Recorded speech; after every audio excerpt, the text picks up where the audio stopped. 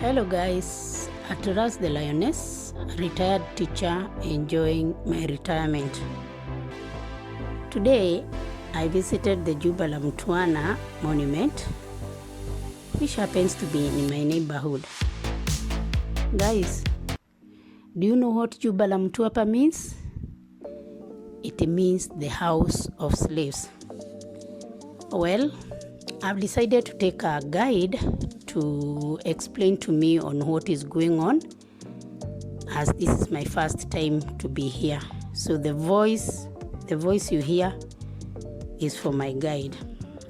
Well, in this video, I've divided it into two parts.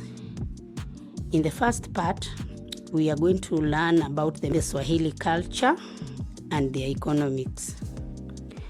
Walk with me guys as we learn more about the Swahili people at the Kenyan coast. Welcome. Karibuni. Okay, so this is the Jumba Gallery. So here we have summary of the coastal region. So this is Lamu Town, and then at the front we have Pate Island. So these are the materials that the Swahili people that lived here used. These are called coral blocks. They are found in the beach. Here we have at the beginning they used mud to build the houses, and then they advanced to corals where they used them to build self-contained houses.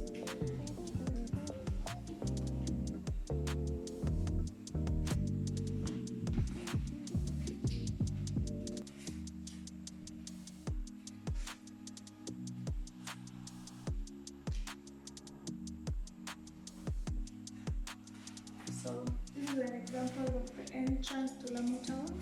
Then those are the houses near the beach, an aerial view of it.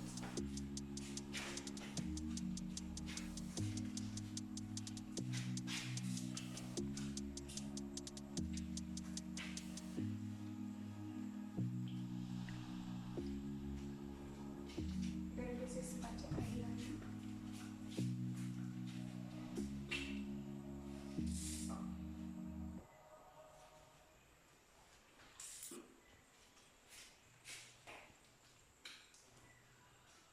Okay, these are advanced coral blocks. As you can see, the other ones were irregular in shape.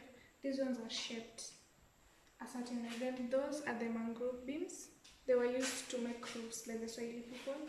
And then this is a stone that is placed at the graveyard to show respect.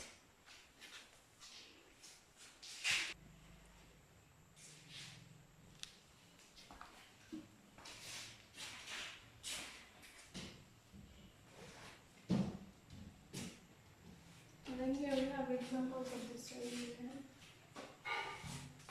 Swahili men. Yeah. Though not all are Swahili, some are just Muslims, but not Swahili. And then here, this is how the Swahili men wear, and then this is how the Swahili ladies wear. They wear laces and some jewelries, then the others wear kanjus.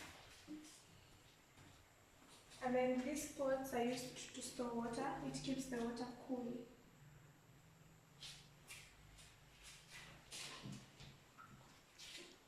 And then here we have the Swahili women.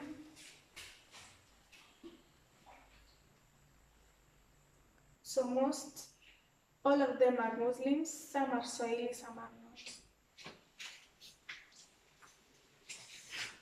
These are the activities they practice: cattle grazing, cotton farming, and fishing. And then here they did butter trading. They butter traded with the basketry, ivory, coconuts. So that's an example. They were used to make baskets, and they also used it as makuti at some point. This is an example of a coconut fruit, and then this one is used to grind grains. Yeah. It's the grinding stone. Yeah, the grinding stone. Okay. This is a saw that was used to cut timber. Then these two stones are called the crucibles. They were used to melt silver and gold that was used to make jewelries. And then the thing at the middle is used to place some ink. Then you place it in the timber to mark a straight line when cutting. And then here we have the sword. That's a shield. The one that looks like a hat is a shield. Then that's a dolo. And then there's a trumpet and a guitar that was used during ceremonies. So these two were used during war. And then here we have different designs of corals.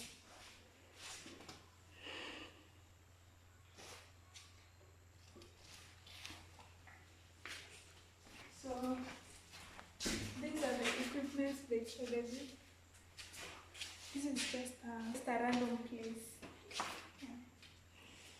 Yeah, these are the items they traded with. The Chinese people gave them porcelain items, cups, plates, and a pot, and a decorative mat. Then they gave them some coconuts, ivory, and then here we have the Quran book. This is where they placed the Quran.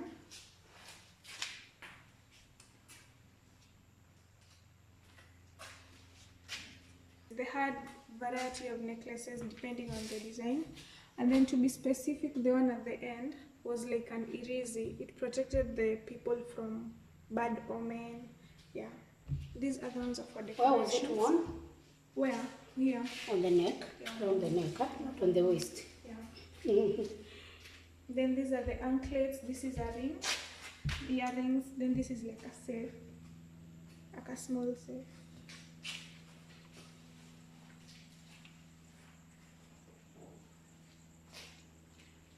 Then these are remains of broken pots.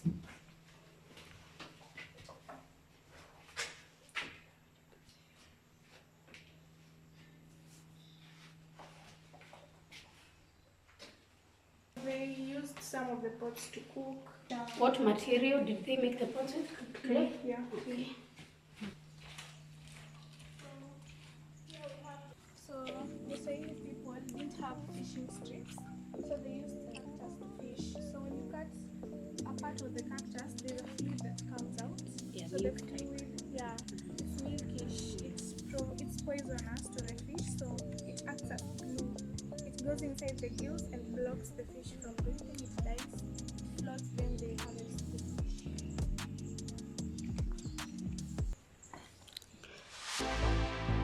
Watch out for part 2 of the video, which will mainly be on the Swahili life,